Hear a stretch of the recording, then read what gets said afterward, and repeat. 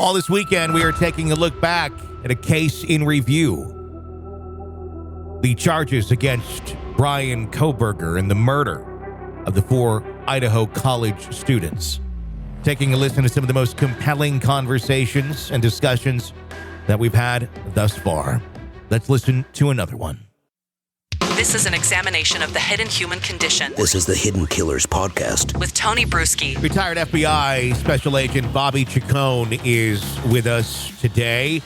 I want to get your take, Bobby, from a former FBI standpoint on the confusing case of Bryan Kohberger. It's been confusing from the very beginning. But another element taking place just the other week, Bryan Kohberger's parents sitting down for an investigative grand jury. Initial reports were that it was connected to a different homicide, but then the police in that jurisdiction releasing a statement saying, we have no evidence to link Kohberger in any way to this other case. Confusing to say the least. Number one, grand juries are completely secret.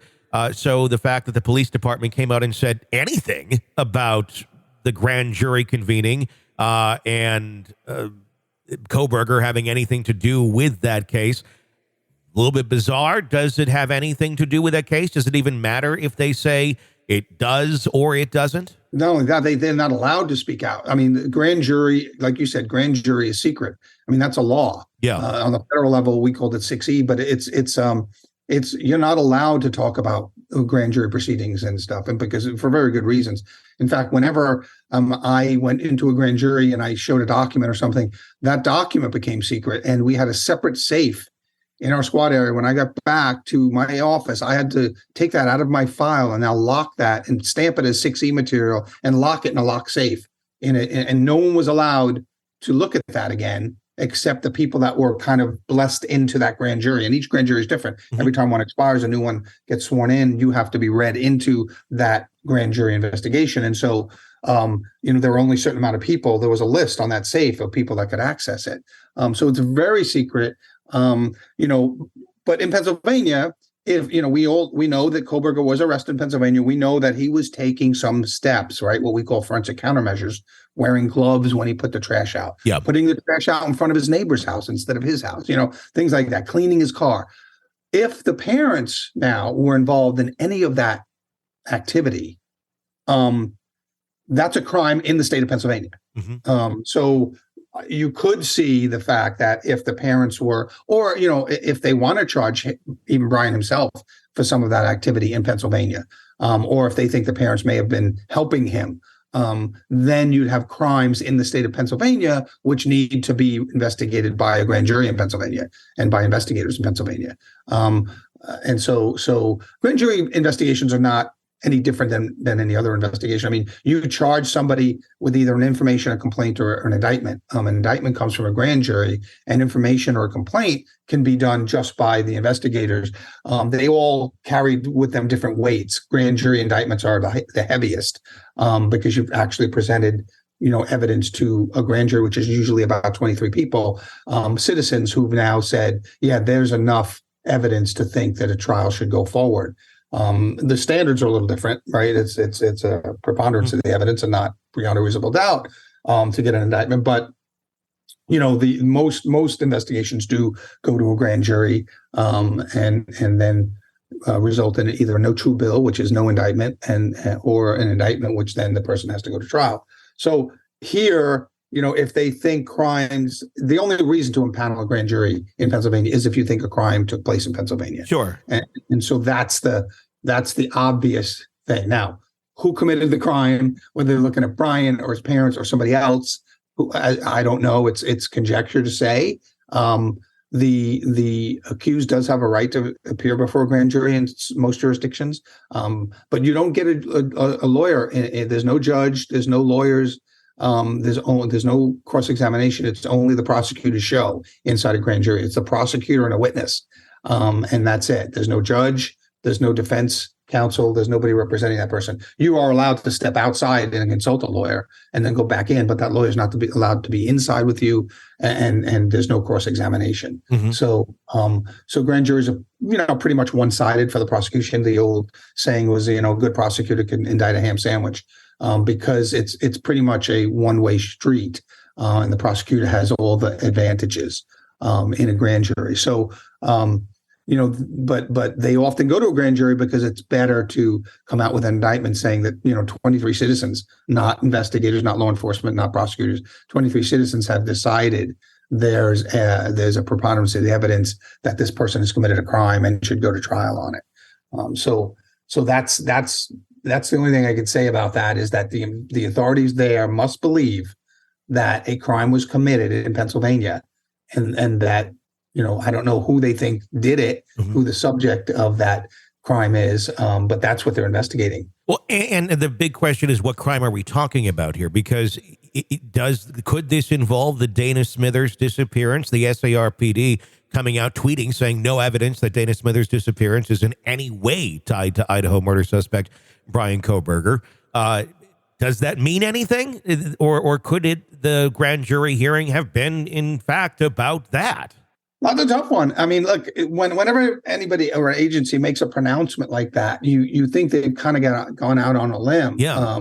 Because later on, if it turns out not to be true, you've lost some public confidence, in yourself. So they must feel, hopefully, they feel that that's the truth. Okay.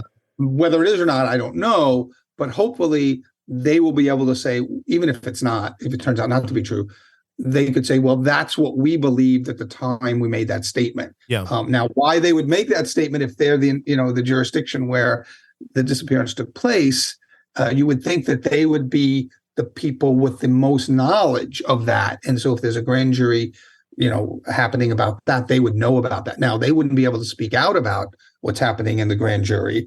Sure. But you would hope they wouldn't say the opposite of what they know is true publicly. Yeah.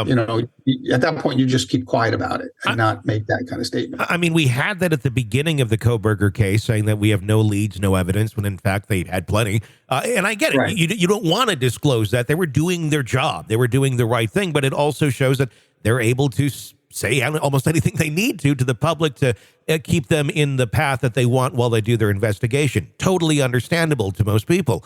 But if we're talking about a crime that was committed here, because even before they connected the Dana Smithers disappearance to this, or there was reporting on it being connected to that, the first thing that came to mind of, well, what crime was committed here? It was concealing of evidence. It was him taking rubber gloves, putting his trash in separate bags, putting it in the neighbor's garbage can. I would think that right there would possibly be the crime that was committed in that jurisdiction at that time. Would that, in fact, be a crime? Yeah, it would be. I'm not conversant with Pennsylvania law, but I would think that they have crimes that address, activity after the fact, and so destruction of evidence is a crime. Knowingly destructive evidence. And so if he's the subject of the homicide in Idaho, which he is, he would know that he was purposely destroying evidence. So that would be a crime. And then that would be a crime, I would assume, in the state of Pennsylvania where it was committed. So they may be working. I mean, it's quite possible that they're working with the Idaho prosecutors to lodge those types of charges against Bryan in Pennsylvania. So it, looking at the statement made and what's happened, we know, they've already announced his activity, his wearing the gloves, all the things you just listed. And we know that those all, I would assume are crimes in the state of Pennsylvania, destruction of evidence and things like that. So, and if he's charged with that in Pennsylvania, then the prosecutors in Idaho most likely will ask a judge to be able to put that crime or those activities in front of the jury in Idaho as well. And that will be another piece against Bryan Kohberger in Idaho. Even it's a minor crime compared to what he did in Idaho, right? But it might help a jury see the entire picture. And it also allowed them to get information from the parents about what was going on in the house when your son got there, even if they had no idea or didn't suspect him of anything, although there's reports to contrary of that. But if they were just trying to figure out what's going on, they could have said, yeah, he was, and backed up. Yeah, he was concealing stuff. He had rubber gloves on, this and that. To hear from that perspective, which now can be used in the prosecution of him in Idaho. That's absolutely right. So when you go into a grand jury, you testify and under oath, and so that becomes a record, and that can then be later used as trial. So at some point, once an indictment is handed up, the grand jury doesn't become, well, some of it remains secret, but what the main gist of it is your testimony in front of a grand jury can then be introduced at trial. Oftentimes, if you say something different at trial than you said in a grand jury, that becomes a problem. Sure. For at trial, because your credibility takes a hit. And so I think you're right. I think if they lock the parents in, even if the parents didn't know, some of what they observed, if they didn't know he was the murderer in Idaho, couldn't be relevant, and because it puts it in a different light, right? Yep. This could be just odd, quirky behavior, or it could be something more sinister. And so if you have more knowledge of other things, then maybe the more sinister side of that activity it becomes apparent. When you don't have that knowledge, then that activity can just seem quirky or strange or weird, but you don't chalk it up to, oh, this is a murderer getting rid of evidence. I don't know. Yeah. Like you said, some again, eerily similar to the Gabby Petito case, where Brian Laundrie's parents may or may not have known he was the actual murderer. Now we're going through that whole process. Yep. In that case. In this case, I'm sure there will be an examination of, did the dad know what the parents knew when? Did they observe him doing anything, like destroying evidence and knowingly, either helped him or condoned it or didn't take any action related to it. So I think that's the same. That's a similar pattern, a similar thought process with Brian Laundrie's parents. This is an examination of the hidden human condition. This is the Hidden Killers Podcast. The Hidden Killers Podcast. With Tony Brueski. Always a fascinating conversation with Bobby Chacon. Thank you so much for coming on, Bobby, retired FBI special agent. Hey, if you like this podcast and you'd like to listen to it with no commercials, sign up to be a supporter through Apple Podcast, a premium member.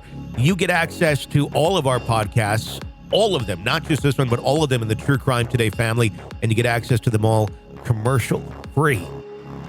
Worth checking out. If you binge a lot, you'll like that feature. Trust me. My name is Tony Brueski. Stay with us.